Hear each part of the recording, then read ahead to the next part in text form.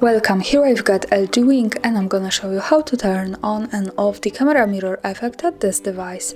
Let's start by tapping on the camera button here to open it, and for now we are in the standard photo mode with the back camera. To get access to the mirror effect we have to change back camera to the front one. Let's do it by tapping on this button from the right. So hi again, and now let's move to the left corner to this button. When we pick it, we can open the advanced camera settings. Now let's focus on the save options category. Here we have save as flipped option, so by using this button we can easily turn it off and turn it on like that as we need. And this is the mirror effect at this camera. And that's all, thanks for watching, subscribe our channel and leave the thumbs up.